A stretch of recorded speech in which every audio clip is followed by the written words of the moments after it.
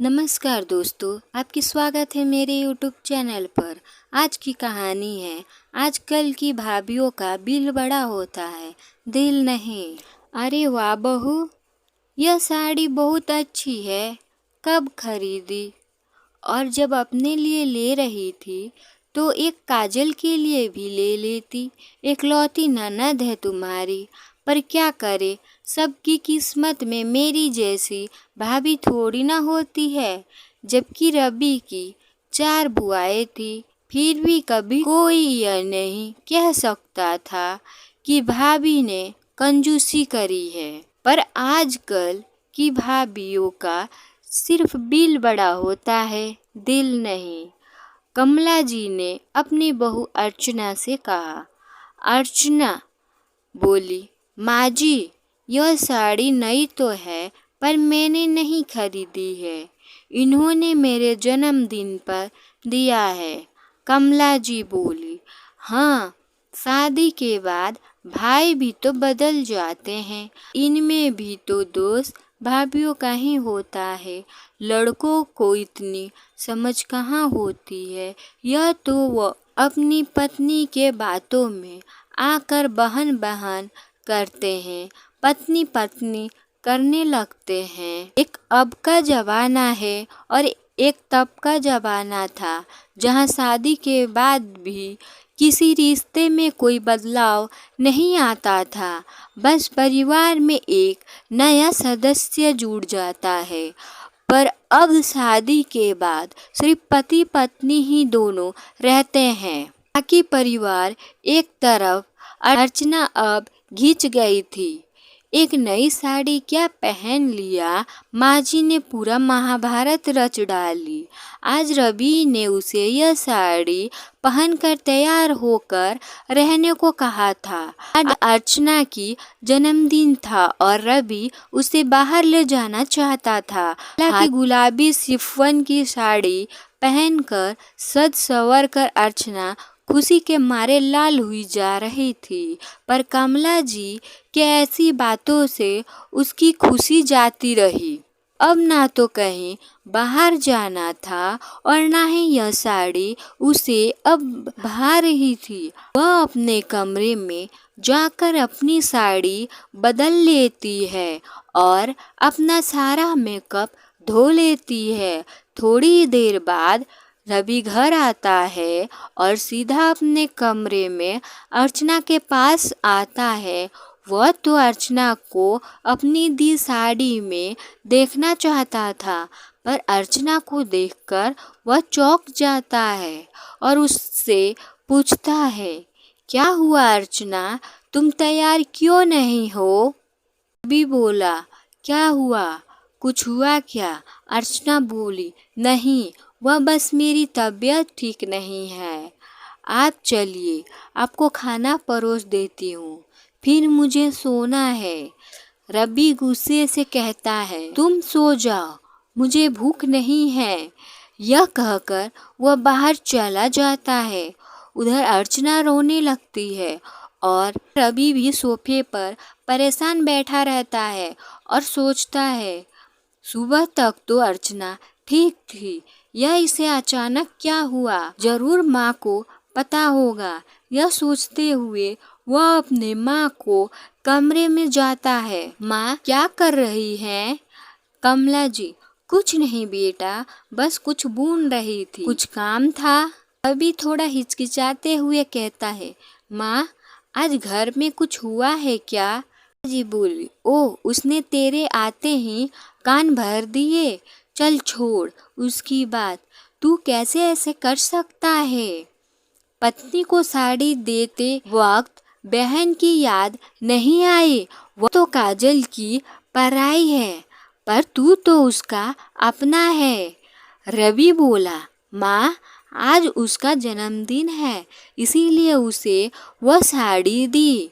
काजल को जन्मदिन पर भी तो तोहफा देता हूँ ना, तब तो अर्चना को नहीं देता। कमला जी बोली, अर्चना बड़ी है, वह समझ जाएगी, पर काजल, वह तो छोटी है ना, उसे तो यही लगेगा ना कि उसके भैया आपको अब उसकी परवाह नहीं। मुझे पता है आज भी मैं कुछ खरीदूं तो तेरी चारों बुआ के बारे में ना सोचूं, ऐसा कभी हो ही नहीं सकता। तेरे पापा तो एक पल के लिए अपनी बहनों को भूल भी जाएं, पर मैं कभी नहीं। पर बेचारी काजल की भाभी तो भाभी भैया भी उसकी शादी के बाद उसे भूल ही गए। रवि बोला, पर माँ, मैंने तो कभी आपको अपने साथ साथ बुआओं की खरीदी करते नहीं देखा। कमला जी बोली, तू घर पर ही कितना होता है और मुझे हर चीज़ जताकर और दिखाकर करने की आदत नहीं। देख बेटा, तुझे नहीं देना काजल को कोई बात नहीं, पर इतने सवाल मत कर। अब समझ आ रहा है लोग क्यों कहते हैं शादी के बाद बेटी नहीं बेटा पराया हो जाता है। रवि थोड़ी देर खामोश रहता है और अपनी माँ को सबक सिखाने की योजना बनाता है, क्योंकि वह जानता था कि अभी वह कुछ भी करेगा वह बेकार ही होगा। एक दिन रवि घर पर ही था, क्योंकि घर के सभी लोग रवि के चचेरे भाई की शादी में जाने वाले थे। सभी कोई अपनी अपनी तैयारी कर रहे थे। सबके तैयार होने के बाद रवि बोला, अरे वाह माँ, कितनी अच्छी लग रही हैं आप, और आपके यह झुमके तो बहुत ही खूबसूरत हैं। कमला जी बोली, हाँ पता है, यह झुमके मैंने तुम्हारे पापा के दिए हुए घर खर्च से बचाकर बनवाए थे। रवि बोला, सच में माँ? कमला जी बोली, हाँ, मैंने जो भी गहने बनवाए हैं आज तक सभी घर खर्चे को बचे पैसे के हैं, वरना तुम्हारे पापा तो एक साड़ी में ही काम खत्म कर देते हैं। तभी रवि कहता है, रुकिए माँ, आप लोग सभी। यह कहकर रवि अपना फ़ोन निकाल कर कुछ करने लगता है। कमला जी बोली, क्या कर रहा है बेटा?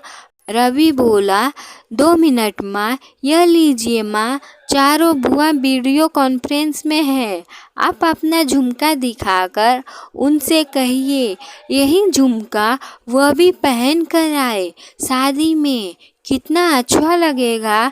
सभी शादी में एक जैसे झुमके पहनेंगी।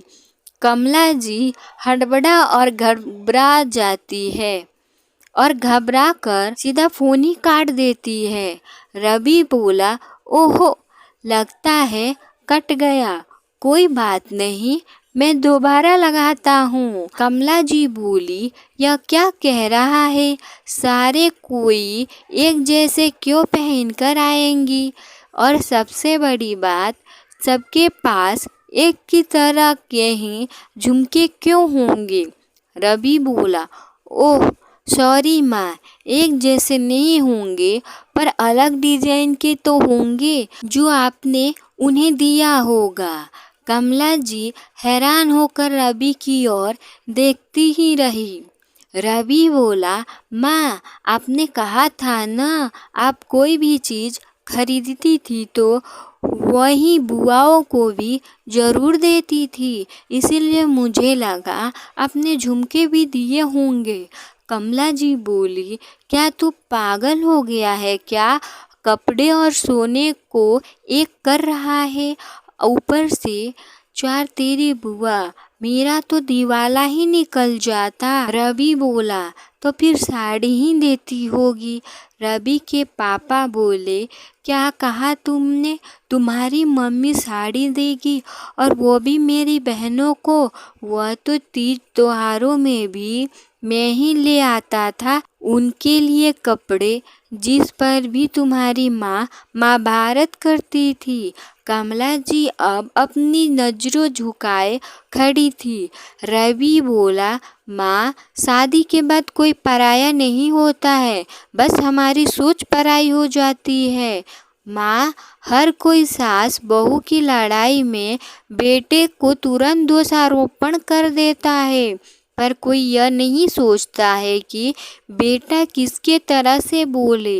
एक जिसने उसको दुनिया दिखाया है और दूसरा जिनके साथ वह दुनिया में आगे चलेगा, उसके लिए दोनों ही अनमोल है। पर कभी कभी वह बीच में फंस जाता है। जिस तरह उसने आज तक अपने बेटे भाई होने का फर्ज निभाया है, उससे अब पति का फर्ज भी तो निभाना है, अपने जीवन साथी का भी तो साथ देना है। जब वह अपनी बहन के जन्मदिन पर उसे खास महसूस करवाता है, तो पत्नी के जन्मदिन पर उसका यह अधिकार क्यों नहीं? बहू को तो अपना हर फर्ज समय समय पर याद दिलाया जाता है, पर बेटे का फर्ज जो अब एक पति भी है, उसको याद दिलाना तो दूर, अगर वो पत्नी के लिए जरा सा भी कुछ कर ले, वह जोरू का गुलाम का किताब मिल जाता है। बस यही कारण है माँ, घर में कलेश का। और यह सोच उस जमाने में भी थी और इस जमाने में भी है। कमला जी बोली, माफ़ कर दे बेटा, सच कहा तूने। हम माएँ अपने बेटे का ब्याह करवाने को तो उत्सुक रहती है, पर अपने बेटे को बांटता हुआ देख हमारा मन ही खराब हो जाता है। पर अगर हर माँ बेटे की शादी के बाद एक बेटी मिल जाएगी यह सोच रखे बजाय बेटा पराये हो जाएगा, तो सच में उस घर से सुखी और कोई घर नहीं होगा। कमला जी तो वक्त रहते समझ गई, वरना कुछ लोग आजीवन नहीं समझते हैं और फलस्वरूप वह घर कम कुरुक्षेत्र का मैदान ज़्यादा बन जाता है। आपको ये मेरी कहानी कैसी लगी, मुझे अपनी राय कमेंट बॉक्स में ज़रूर बताइएगा।